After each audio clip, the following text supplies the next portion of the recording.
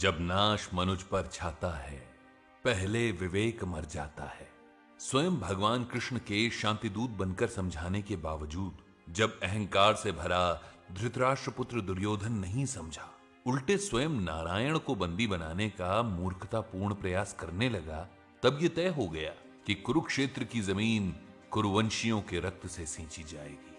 हस्तिनापुर के सिंहासन के प्रति निष्ठा के वचन से बंधे पितामह भीष्म न चाहते हुए भी कौरवों के प्रमुख सेनापति बनाए गए। गंगा पुत्र भीष्म के वचन की महिमा सारी दुनिया जानती थी। परशुराम भीष्म ने ही इस महासमर के नियम तय किए। उनके सामने था उनका प्रिय पौत्र धर्मराज युधिष्ठिर। युद्ध के नियम तय हुए, दोनों पक्षों की सहमति ली गई। प्रमुख नियम कुछ यूं थे कि एक योद्धा के साथ एक बार में एक ही योद्धा लड़ेगा। दो बराबर योद्धाओं की लड़ाई के बीच कोई तीसरा नहीं आएगा।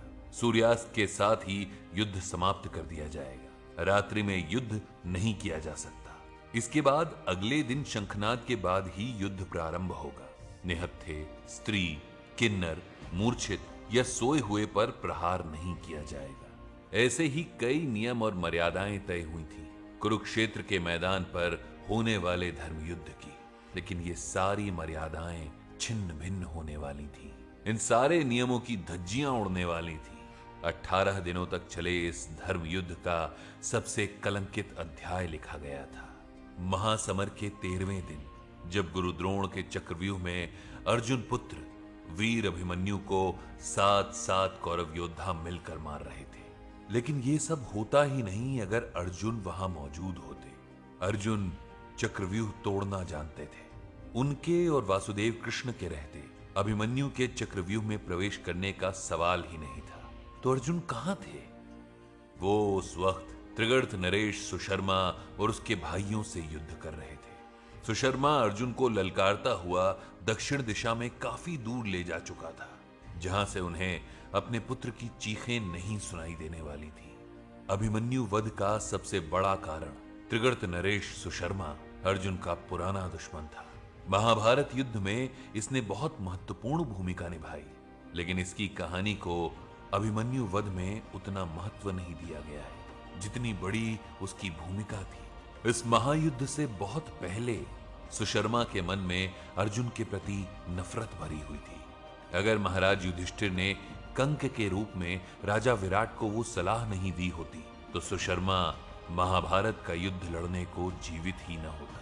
ये कहानी बहुत उलझी हुई है और थोड़ा विस्तार से बताने पर ही समझ आएगी। इस कहानी की चर्चा सुनने को बहुत कम मिलती है। इस भाग में हम आपको महाभारत युद्ध के एक अहम किरदार और अभिमन्यु वध के लिए जिम्मेदार त्रिगर्त नरेश सुशर्मा की कथा सुनाएंगे।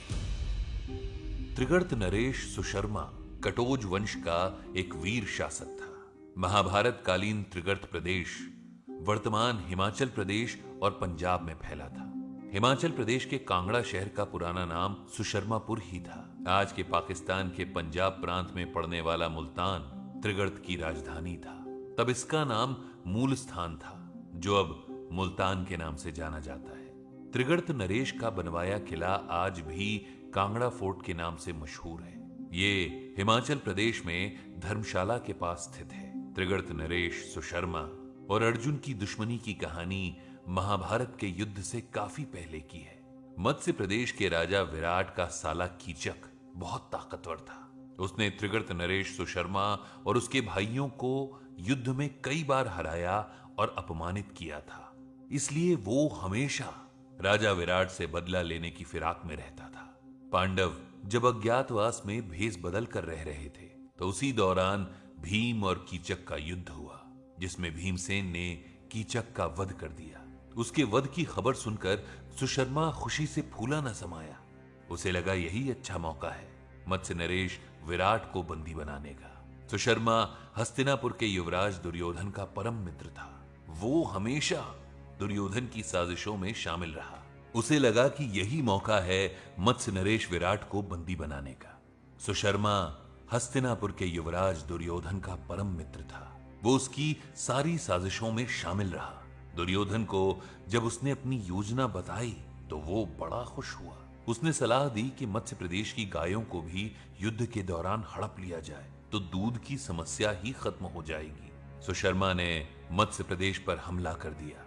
राजा विराट वीरता से लड़े, लेकिन सुशर्मा ने उन्हें घायल कर दिया और उन्हें बंदी बनाने ही जा रहा था कि युद्ध में भेष बदलकर विराट नगर में रह रहे पांडवों ने भी हिस्सा लिया। धर्मराज युधिष्ठिर के आदेश के बाद भीमसेन ने सुशर्मा को पराजित कर बंदी बना लिया और महाराज विराट के सामने पेश कर दिया। महाराज विराट अपने पुराने दुश्मन त्रिगर्त नरेश सुशर्मा को सजा देने ही जा रहे थे, तो धर्मराज युधिष्ठिर, जो कि कंक बन के महाराज विराट के यहां रह रहे थे, उन्होंने एक सलाह दी। उन्होंने कहा कि क्षमा सबसे बड़ा धर्म है। युद्ध में इसकी हार हो चुकी है, अपमान ही इसकी सबसे बड़ी सजा है। इसलिए हे महाराज, इसे क्षमा कर अपने राज्य लौट जाने दें। महाराजा विराट की सजा से अगर कंक यानी धर्मराज युधिष्ठिर ने सुशर्मा को बचाया ना होता, तो वो महाभारत युद्ध में कभी भी अभिमन्यु वध का कारण नहीं बनता। लेकिन नियति का लिखा भला कौन टाल सकता है। महाभारत युद्ध में त्रिगर्त नरेश सुशर्मा अपने भाइयों के साथ कौरवों की तरफ से लड़ा। उसने अपने शत्रु पांडवों को मिटा देने की कसम खाई थी। महाभारत का महासमर कुल 18 दिनों तक चला था। पितामह भीष्म के रहते पांडवों की सेना कभी भी कौरवों पर दबदबा कायम नहीं कर पाई, बल्कि ये कहना ज्यादा ठीक होगा कि जब तक गंगापुत्र भीष्म महाभारत के महायुद्ध में कौरवों की तरफ से प्रधान सेनापति बनकर लड़ रहे थे, कोई भी पांडव योद्धा उनकी बराबरी कर पाने में सक्षम नहीं था। पांचाल युवराज शिखंडी की मदद से युद्ध के 10वें दिन अर्जुन ने अपने बाणों से पितामह भीष्म को शरशैया पर लेटने को मजबूर कर दिया। पितामह के युद्ध से बाहर होते ही पांडव कौरवों पर भारी पड़ने लगे। भीष्म के बाद गुरु द्रोणाचार्य को प्रधान सेनापति बनाया गया। गुरु द्रोण के सामने उनके सबसे प्रिय शिष्य अर्जुन और पांडव थे, लेकिन दुश्मन खेमे में द्रोण चाहते थे कि इस युद्ध में कम से कम रक्त बहे, क्योंकि संधि की आशा तो उन्होंने दुर्योधन की जिद देखते ही छोड़ दी थी। लेकिन एक और तरीका था युद्ध खत्म करने का। गुरु द्रोण ने कहा कि अगर पांडवों के राजा युधिष्ठिर को बंदी बना लिया जाए तो युद्ध समाप्त हो सकता है। पांडवों को अपनी हार मानकर समर्पण करना होगा और इस तरह कौरव सेना विजयी होगी। गुरु द्रोण का यह विचार सभी को पसंद आया, लेकिन ये लेकिन बहुत बड़ा था और उस लेकिन का असली नाम गांडीवधारी अर्जुन था। अगले 2 दिनों तक यानी युद्ध के 11वें और 12वें दिन अर्जुन ने महाराज युधिष्ठिर को बंदी बनाने की इस योजना को विफल कर दिया। एक बार फिर कौरव योद्धाओं की सभा गुरु द्रोण के कक्ष में सजी। गुरु द्रोण ने कहा कि जब तक अर्जुन युधिष्ठिर के आसपास है तब तक उन्हें बंदी बनाना असंभव है। द्रोण की बात सुनकर कर्ण और दुर्योधन विचलित हुए, लेकिन द्रोण ने शांत भाव से कहा, अगर अर्जुन को युद्ध के लिए ललकार कर युधिष्ठिर से दूर ले जाया जाए तो ये काम हो सकता है। ऐसा होने पर कल मैं युद्ध में चक्रव्यूह की रचना करूंगा, जिसे अर्जुन और वासुदेव कृष्ण के अलावा कोई भी नहीं तोड़ सकता। सभा में मौजूद त्रिगर्त नरेश सुशर्मा ने कहा, गुरुवर, पांडवों का सर्वनाश करने का सपना लेकर मैं जागता और सोता हूं। अपने सपने में मैं अर्जुन का अनगिनत बार वध कर चुका हूं। अब तो विधाता ने स्वयं ये मौका इस महायुद्ध के जरिए हमें प्रदान किया है। हम सभी त्रिगर्त योद्धा आपके सामने ये शपथ लेते हैं कि इस महायुद्ध के बाद धरती या तो त्रिगर्तों से खाली हो जाएगी या पांडवों से। सुशर्मा की शपथ के बाद उसके 5 भाइयों, जिनके नाम सत्यरथ, सत्यवर्मा, सत्यवर्त, सत्येशु और सत्यकर्मा थे, उन्होंने भी इस शपथ को दोहराया। सूर्य नारायण उदय हुए और महाभारत युद्ध का सबसे कलंकित दिन यानी 13वां दिन शुरू हुआ। सुशर्मा ने युधिष्ठिर के पास खड़े अर्जुन को ललकारते हुए कहा कि क्या तुम में अकेले युद्ध लड़ने का साहस नहीं है? सर्वश्रेष्ठ धनुर्धर अर्जुन, अगर तुम हम त्रिगर्तों से युद्ध नहीं लड़ सकते तो रख दो अपना ये गांडीव। त्रिगर्तों से ललकारे जाने के बाद अर्जुन क्रोध से पागल हो गए। उन्होंने त्रिगर्त नरेश से युद्ध की आज्ञा महाराज युधिष्ठिर से मांगी। युधिष्ठिर ने अर्जुन से कहा कि ये गुरु द्रोणाचार्य की चाल हो सकती है। अर्जुन ने कहा कि पांचाल सेनापति सत्यजीत और वीर सात्यकी आपकी रक्षा करेंगे। इनके जीते जी गुरु द्रोण की इच्छा पूरी हो ही नहीं पाएगी। अगर ये पांचाल योद्धा मारे जाएं, तो आप युद्ध भूमि में ना रुकिएगा। अर्जुन ने शपथ ली थी कि जो भी योद्धा उनसे गांडीव रखने को कहेगा वो उसका वध कर देंगे। त्रिगर्त नरेश और उनकी संक्षिप्तक सेना अर्जुन को दक्षिण दिशा से लगातार ललकार रहे थे। महाराज युधिष्ठिर ने अर्जुन को विजय के आशीर्वाद के साथ विदा किया। गांडीवधारी पार्थ ने त्रिगर्त सेना के योद्धाओं का पीछा किया और दक्षिण दिशा में काफी दूर निकल गए। वो एक साथ सैकड़ों संक्षिप्तकों का वध करते जा रहे थे। अर्जुन के बहुत दूर निकल जाने के बाद गुरु द्रोण ने चक्रव्यूह की रचना की और युद्ध का शंखनाद किया। महाराज युधिष्ठिर सहित सभी पांडव चिंतित हो गए। चक्रव्यूह तोड़ना अर्जुन के अलावा कोई और नहीं जानता था। महाराज युधिष्ठिर की रक्षा जरूरी थी, वरना महाभारत का युद्ध उसी दिन समाप्त हो सकता था और कौरव जीत सकते थे। अर्जुन और सुभद्रा के वीर पुत्र वीर अभिमन्यु ने कहा कि मैंने मां के गर्भ में ही चक्रव्यूह में प्रवेश करना सीख लिया था।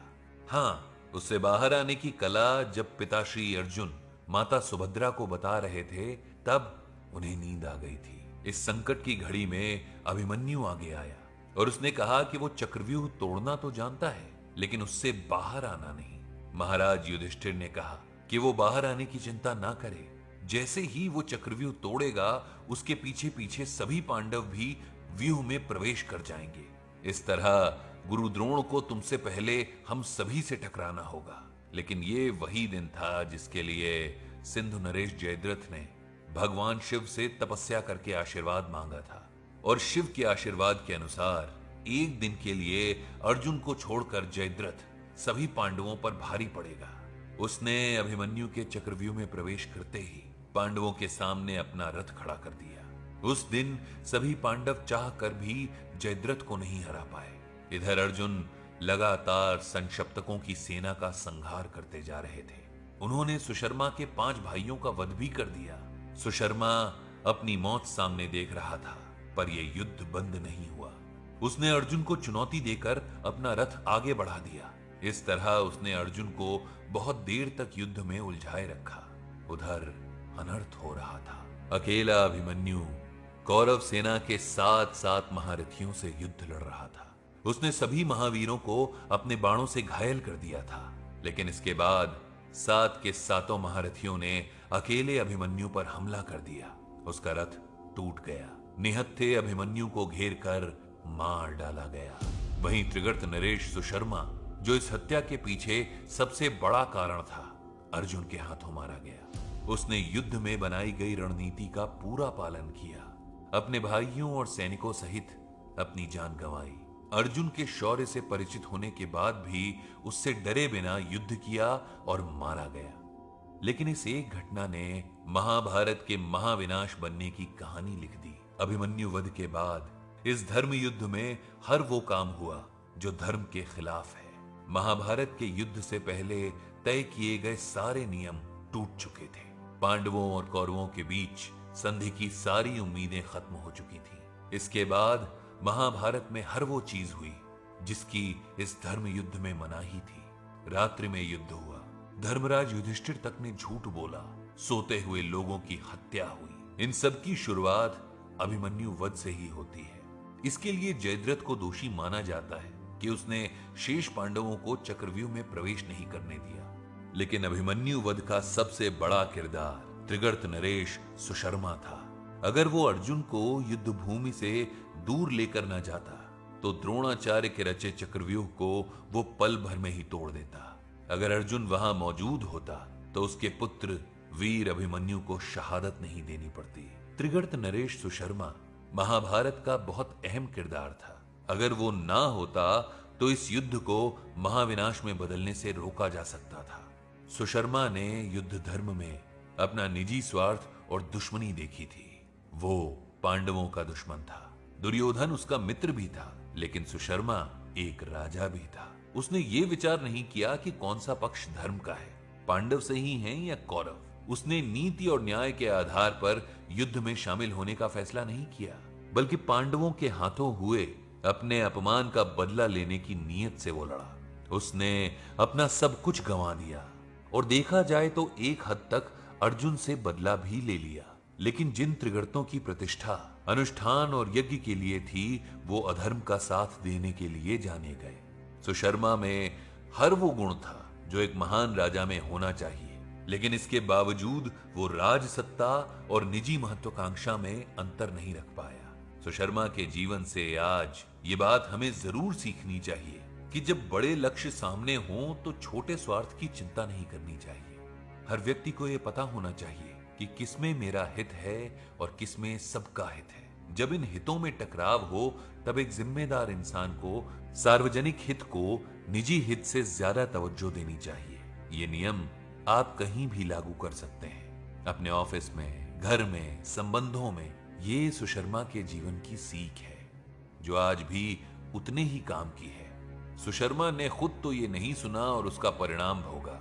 अतीत की कहानियां भविष्य का सबक भी होती हैं। तो ये थी त्रिगर्त नरेश सुशर्मा की कथा।